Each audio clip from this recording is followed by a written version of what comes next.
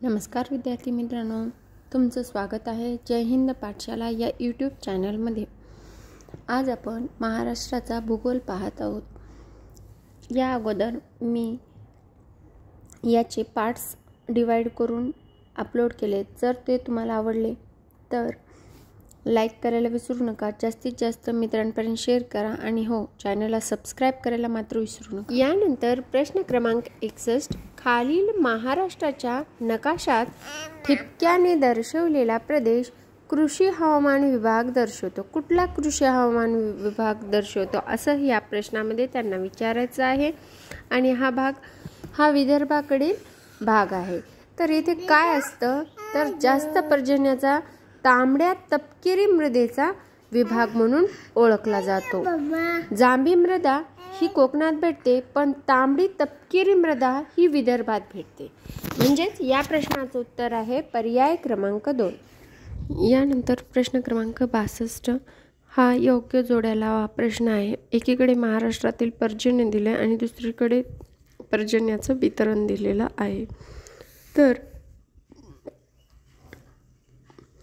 आहे अतिशय जास्त पावसाचा प्रदेश, म्हणजे 300 ते 750 सेंटीमीटर एवढा पाऊस कुठं पडतो तर ते आहे अंबोली, महाबळेश्वर, गगनबावडा आणि माथेरान। या ठिकाणी 300 ते 750 सेंटीमीटर इतका पाऊस पडत असतो।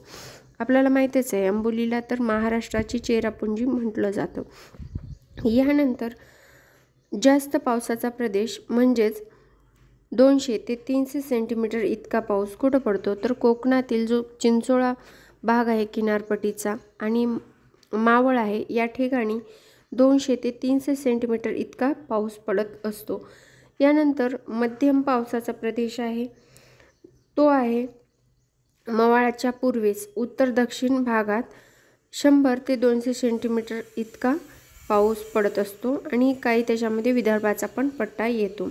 त्यानंतर कमी पावसाचा प्रदेश 50 ते 100 सेंटीमीटर पाऊस हा मराठवाडा, खानदेश आणि पश्चिम महाराष्ट्रातील काही भाग, या भागामध्ये 50 ते 100 सेंटीमीटर इतका पाऊस पडत असतो।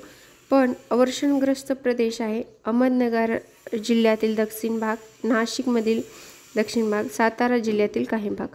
आता हे सर्वांचा काही भाग आहे, त्यामुळं हे जिल्हे लक्षात ठेवायचं। पण त्याच्यातले काही जिल्हे, या जिल्ह्यांमधले काही भाग आहेत ते पक्के लक्षात ठेवायचे, जेणेकरून आपल्याला ते अवर्षणग्रस्त प्रदेशाचे आहेत लक्षात ठेवता येते। म्हणजेच या प्रश्नाचं उत्तर आहे पर्याय क्रमांक 3।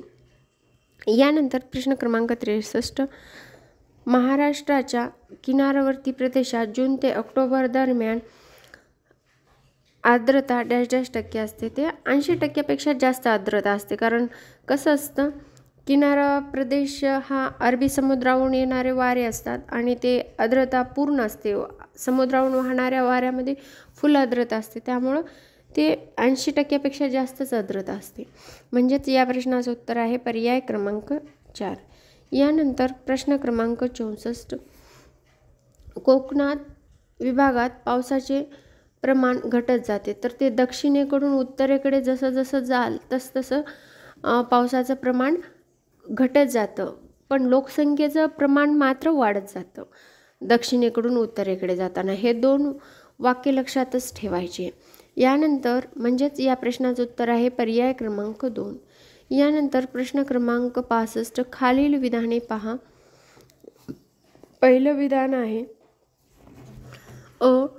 मुंबईमध्ये 26 जुलै 2005 रोजी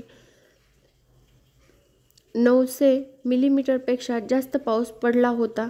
हे एकदम बरोबर आहे। त्यानंतर ब आहे मवाळ प्रदेशात पूर्वेकडील पश्चिमेकडे पर्जन्याचं प्रमाण वाढत जातं। हे पण बरोबर आहे। त्यानंतर दक्षिण कोकणात उत्तर कोकणापेक्षा पर्जन्याचे प्रमाण जास्त असते। हे पण बरोबर आहे, कारण आत्ताच आपण मागच्या प्रश्नात पाहिलं की दक्षिणेकडून उत्तरेकडे जात असताना पर्जन्याचं प्रमाण हे घटत जातं आणि उत्तरेकडून दक्षिणेकडे जात असताना ते वाढत जातं। म्हणजेच या प्रश्नाचं उत्तर आहे पर्याय क्रमांक 4, सर्व विधाने बरोबर। यानंतर प्रश्न क्रमांक 66, खालील विधाने पहा।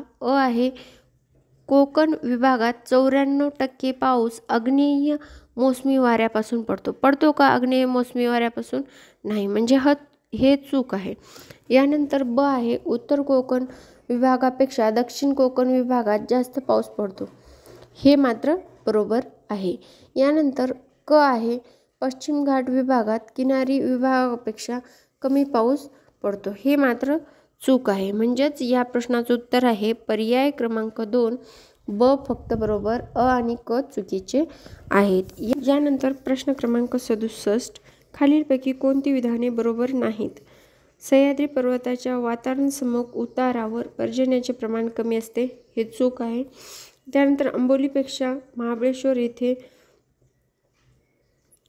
पाऊस कमी पडतो. हे बरोबर आहे. त्यानंतर क आहे, महाराष्ट्राच्या ईशान्य भागात ईशान्य मोसमी वाऱ्यापासून पाऊस पडतो. हे पण चूक आहे. म्हणजे आपल्याला चुकीचे विचारलेत, बरोबर कोणते नाहीत विचारलेत. म्हणजे अ आणि क, ब फक्त बरोबर आहे. म्हणजे या प्रश्नाचं उत्तर आहे पर्याय क्रमांक 4.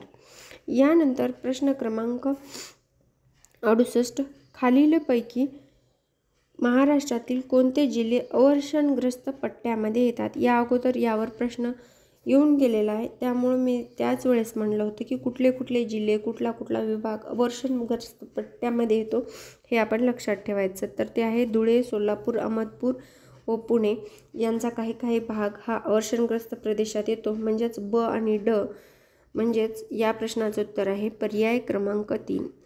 यानंतर प्रश्न क्रमांक 69, तर अ आहे, सूर्यावरील डागाचं चक्र 11 वर्ष असते. बरोबर आहे. त्यानंतर सूर्याकडून येणाऱ्या सौरशक्तीपैकी 23% सौरशक्ती ढगातून आकाशाकडे परावर्तित होते. हे पण बरोबर आहे. म्हणजे अ आणि ब दोन्ही विधाने बरोबर आहेत. यानंतर प्रश्न क्रमांक 70, उन्हाळ्याच्या शेवटी पडणारा आंबेसरी पर्जन्य महाराष्ट्राच्या डॅश डॅश प्रदेशाशी निगडीत आहे.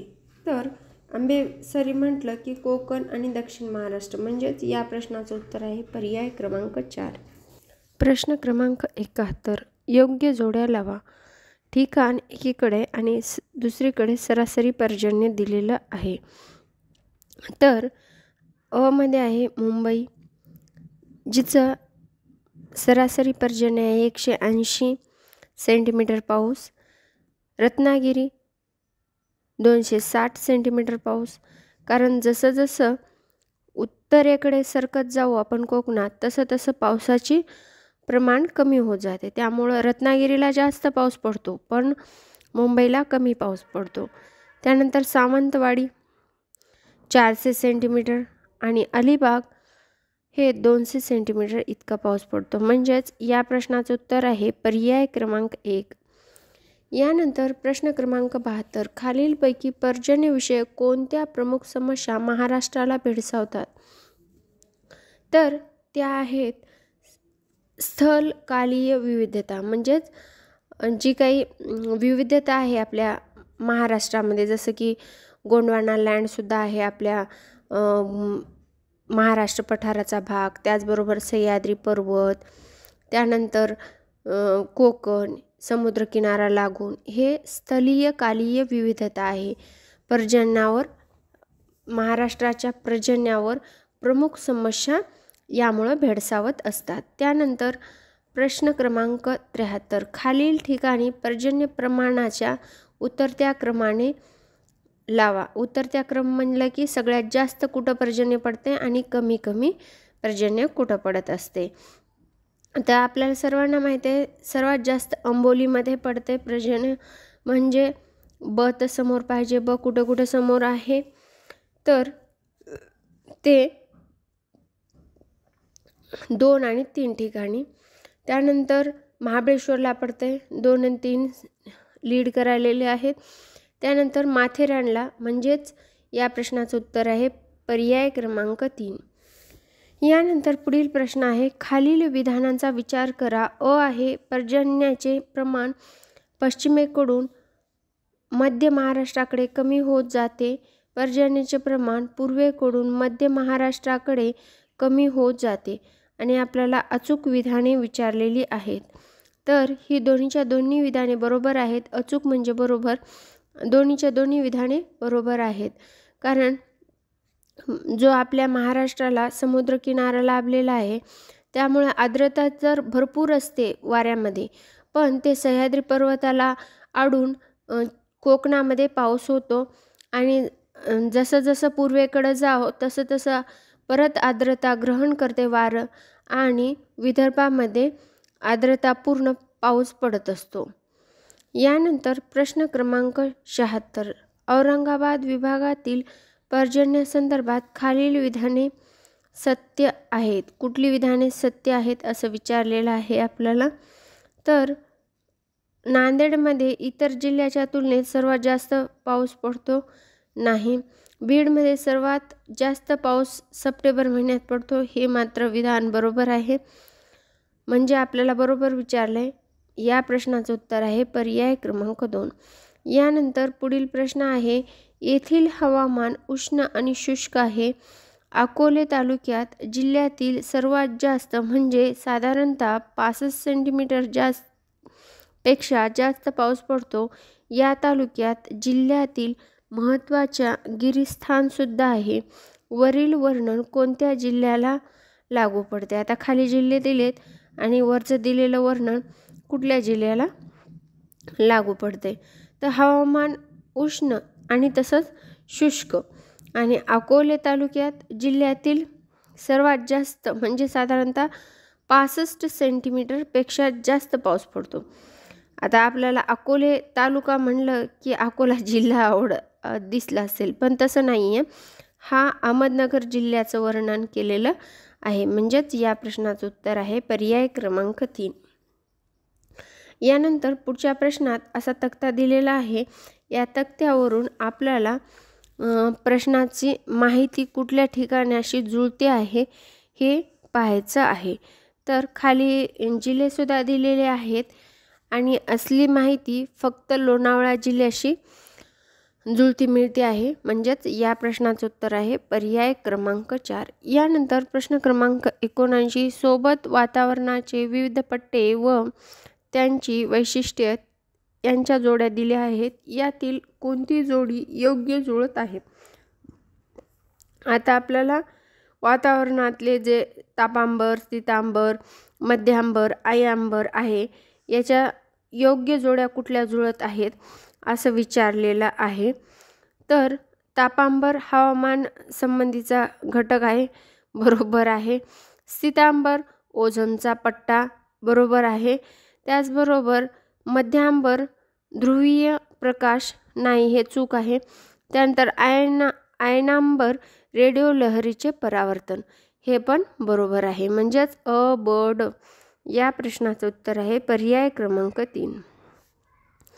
यानंतर प्रश्न क्रमांक 80, उच्च सर्वसाधारण तापमान, उच्च दैनिक तापमान कक्षा आणि कमी पर्जन्य प्रमाण ही सर्व वैशिष्ट्ये खालीलपैकी कोणाची आहेत? आता आपल्याला उच्च सर्वसाधारण तापमान, उच्च दैनिक तापमान कक्षा आणि कमी पर्जन्याचं प्रमाण, आता यापैकी कुठल्या जिल्ह्याचं आहे असं विचारलेलं आहे.